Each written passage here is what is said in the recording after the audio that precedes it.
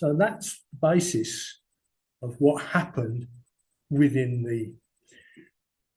Ruth didn't want any reprieve. She knew what she'd done. She didn't want any petitions or everything. However, relatives did petition to the Home Secretary, who was the son of David Lloyd George. His name was Willem Lloyd George. And if you put a petition in, you have to have reasons to do it. And they picked up that there was no testimony about obtaining the gun in the trial and no testimony about Ruth's state of mind. But that was there on the paper anyway. So Willem Lloyd George even considered the stray shot that hit Gladys Ewell, and he sent back to the judge, reprieve denied, no sufficient grounds to recommend any interference with the due course of the law. So the situation stood. And that was a little bit unusual, right? The execution took place, and Richard and Keith Sampson, what was his name? Keith Sampson, the body, after the body was hung, this is a picture of Timothy Spall in the film Pierpoint in 2006. That's Mary Stockley, the actress who's taking the part of Ruth Ellis. If you notice the hang, it's not a noosed note, it's a ring around the rope. Pierpoint was an artist at hanging. I'm sorry, he did over 600 hangings and he never made a mistake. So in a way, if hanging had to take place, which it did then, he was the best person to be hung by. You could want to put it like that, right? The dislocation of the spine at C2 was a 2-inch gap. She was left to hang for the hour, and then the pathologist, Keith Sampson, took it down, the body down, to be laid in the grounds of the jail, of Holloway Jail.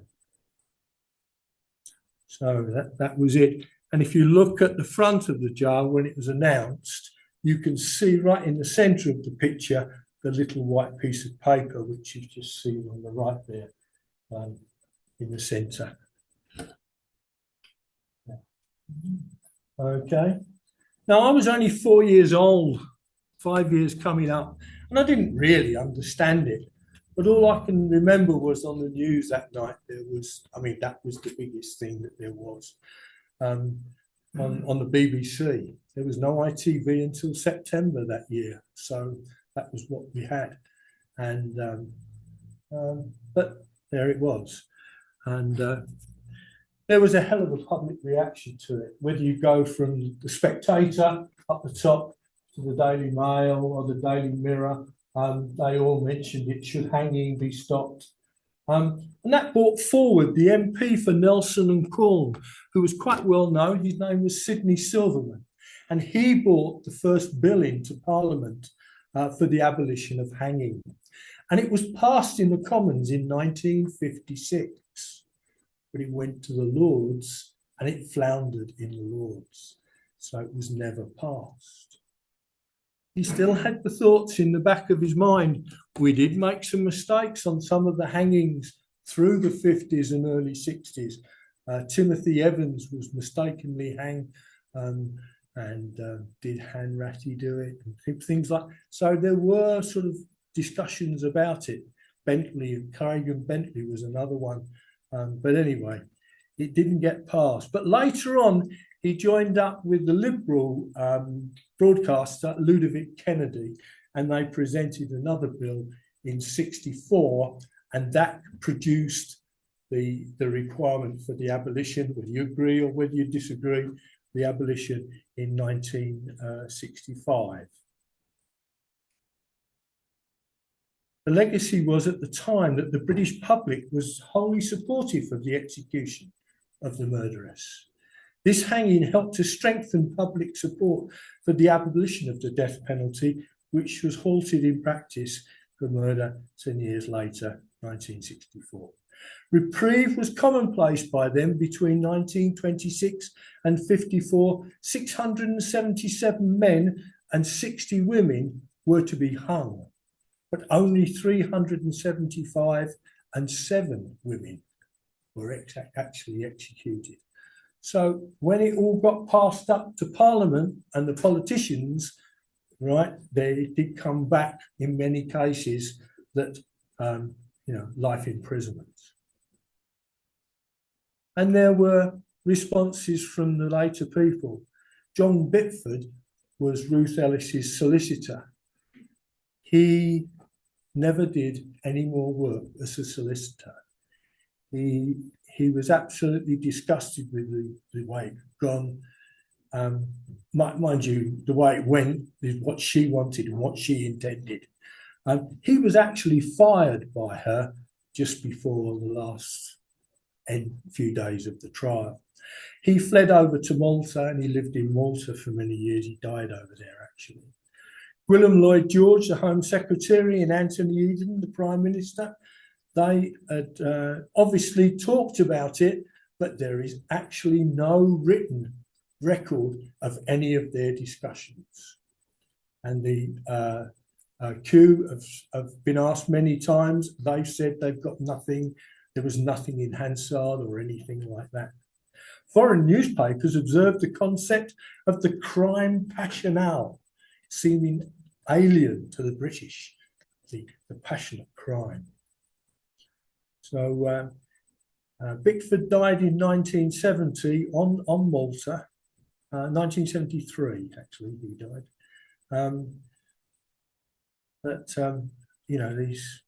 It just went on. Ruth Ellis, his husband George, he committed suicide in August 58. Her father, Arthur, he died in a Leatherhead nursing home in 67. Bertha Nielsen, the mother, she was found unconscious in a gas-filled room in her flat in Hemel Hempstead. The gas in those days, the town gas, was toxic.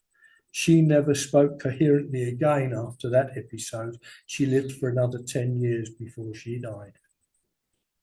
Andy, he desecrated his mother's grave before committing suicide with drugs and an alcohol cocktail. And Georgina, quite the beautiful daughter, died of cancer aged 50 in 2001. This is where the burials took place after the grave in Holloway was interred. The body was interred. In 1970, Ruth's body was exhumed and reburied in the church extension of St Mary's Church. The picture on the right, I actually took. Over the years, they've actually put a marker there. The irony of it was, the first one they put there was Ruth Hornby, but her father changed the name before she was born.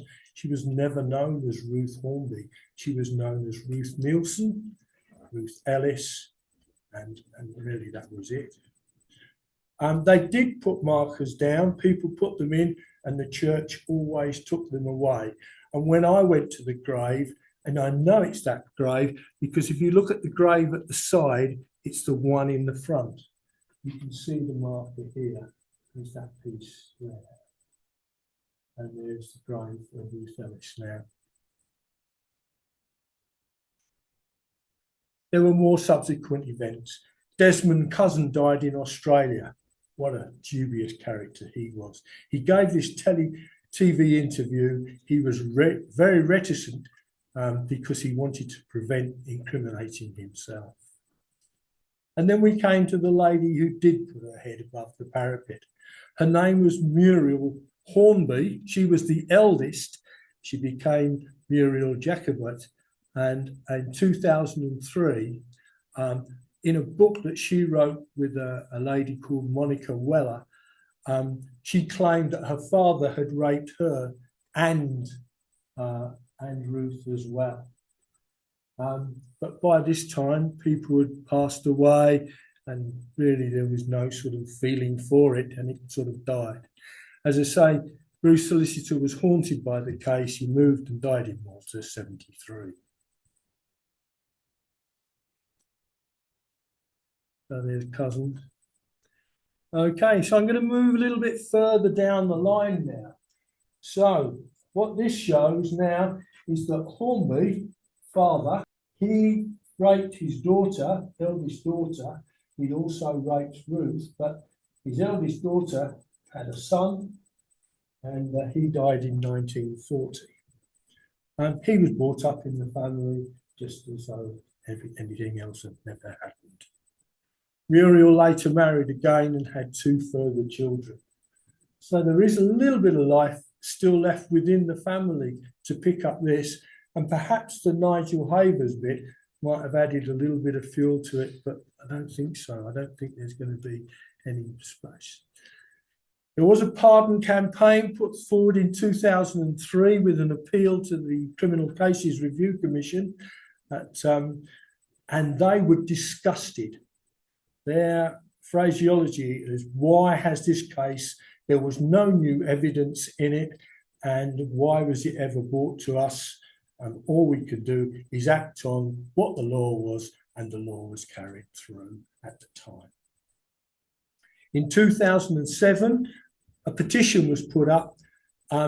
You can put this up on the Prime Minister's site. They last for a year, for 1 year. And on the 4th of July, it was left to expire under Gordon Brown. And nothing was ever done from that as well. If we go coincidentally, there was a lady called Stylu Christofi. She was a Greek Cypriot. She was hung 8 months prior to Ruth Ellis for murdering her daughter-in-law, Hella. And she was the second to last woman to be executed in Britain. She didn't think that her daughter-in-law was good enough for her son. And that's the reason why she murdered her. She lived at 11 South Park Hill. And if you look at the pub on the left-hand side, that road that's leading up to the right is South Park Hill. So this is where the pub is. If we go up the road, that's where murder happened by Stylu Christofi, the Greek Cypriot. So within 200 yards, there have been 2 very important murder cases.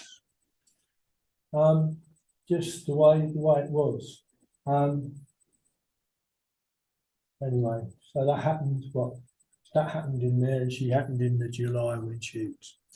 Ruth Ellis was betrayed and abused by all the men in her life. Her father allegedly raped her. Her first fiance turned out to be married because her mother looked at this Claire Andreas, this Canadian soldier that had come over, and she had the son with Andy with her. And she found out that in Canada, he was already married with 3 children. So that was a bit of a shock to her as well. Her husband, George, he beat her. Desmond Cousins supplied the gun and trained her how to use it. And David Blakely, the man she passionately loved, killed, repeatedly, physically abused her. So there she is, the peroxide blonde Ruth Ellis. Sad story of the daughter of Arthur Hornby. No relation to Hornby Trains, by the way. Ruth Ellis, 1926, 55. Thank you very much. Thank you.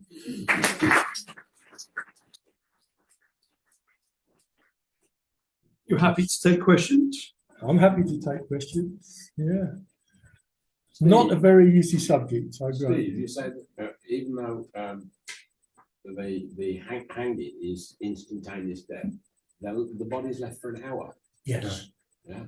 That was the law at the time, after a hanging. I mean, I've looked at hangings at Stafford Jail. Boy, did we make some. There's been guys that have been hung in wriggling for minutes, Yeah. you know, because they didn't get the weights right. At Pierpoint, he had this drop table and he knew the weight of the person, the height and everything, and the counterlevers to it. On that picture, you saw a little rope hanging with a knot on it. Do you remember seeing that? Yeah. That was the trip to pull the release for the trap door to open underneath. And as I say, if you're going to be hung, if you've got to be hung, that's the guy to do it.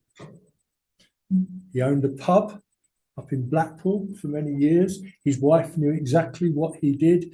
She would pack his case when he wash and pack his clothes back in the suitcase, ready for the next one. He was responsible for the majority of the Nuremberg crimes in Germany, and he went over and hung for the results of that.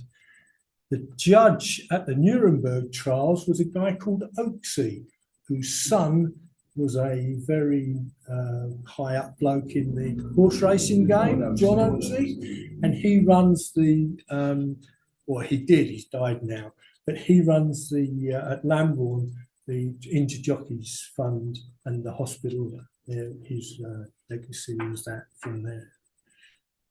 So, You said there was a bit of a reaction, but I mean, generally, if you take across the, the media and all the rest of it, was it universal sort of outrage, or was it more nuanced than that?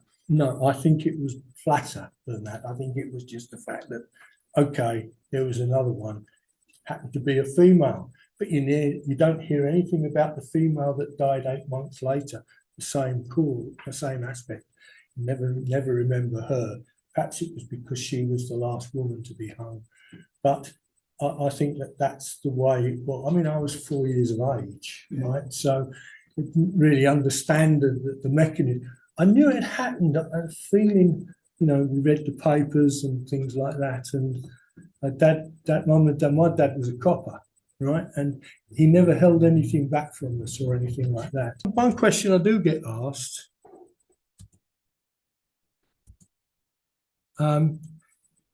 These two guys, Gwyn Evans and Peter Allen, they were the last two guys to be hung.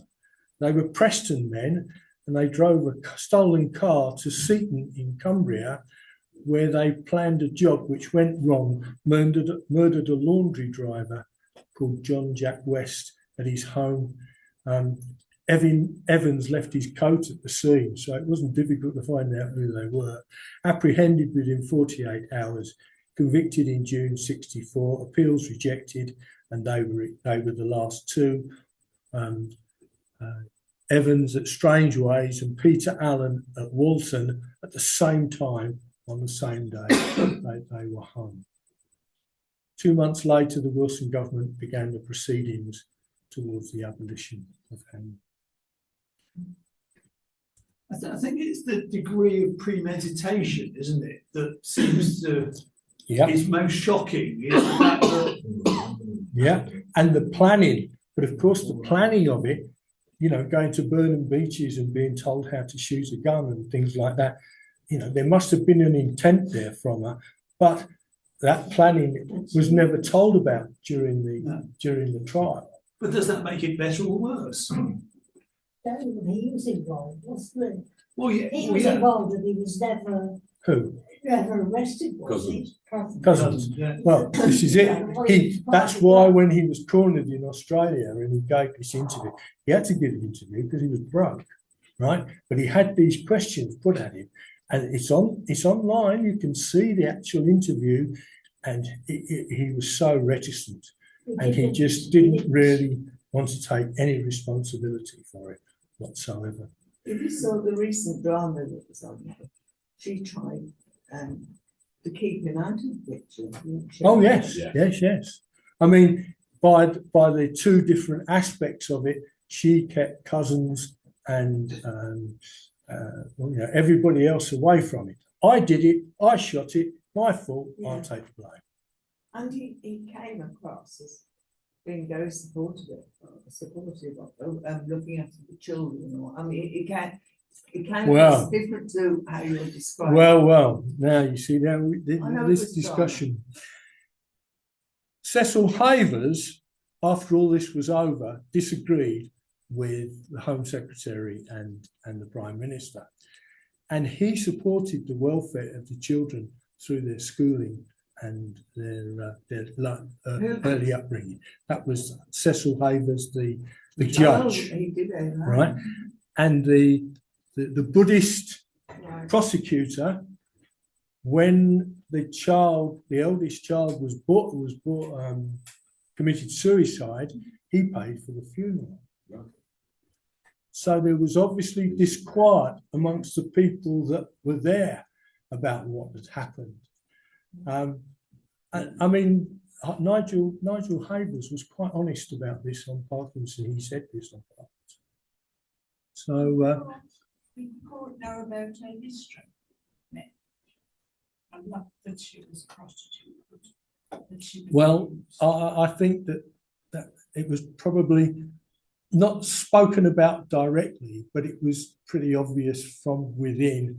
And I mean, the papers were full of it at the time. So there must have been a recognition of what she'd done to earn a living.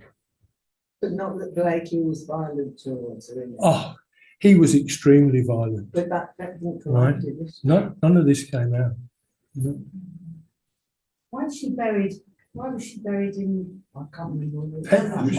Amersham. Yeah, why? I don't really know the reason There behind that. haven't been any They- connection You go with to that the way church and before. you ask the church about it up there, they don't want to know. They don't want to know that she's, I mean, people must go up there to find the grave like I did, right? It's easy to find, right? Especially when you've got that picture of what's next to it, right? But, and it took me about 5 minutes to find. But you go into the church and you say anything about it in the church, completely deaf ear. Chris, my recollection, we bit older than you, but my recollection Good. is similar to you, yours is appearing on the news and so on. But my recollection is that the people who gathered on the day of the funeral were very much in her circle. And therefore the public didn't respond to her case in the way you might anticipate, because they perceived the group of people that she was with and the way they behaved and the way she had behaved.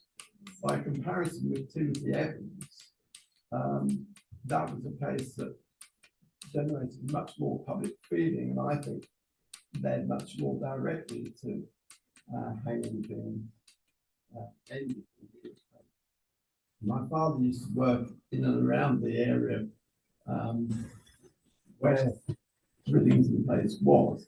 And I remember going out with him one day in the car, and he said, "You see that road down there? That's Rillington Place." And there were so many people.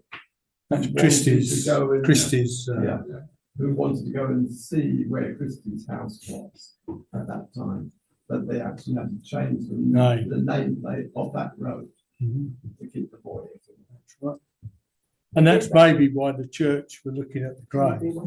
So, I mean, that was the picture outside the jail the next morning. So, you know, there was a crowd there. But then the public hangings over the centuries had used to be entertaining. Oh, Stafford was excellent for that. I mean, 30,000 people went to see Palmer. they reckon over 30,000, Yeah. yeah.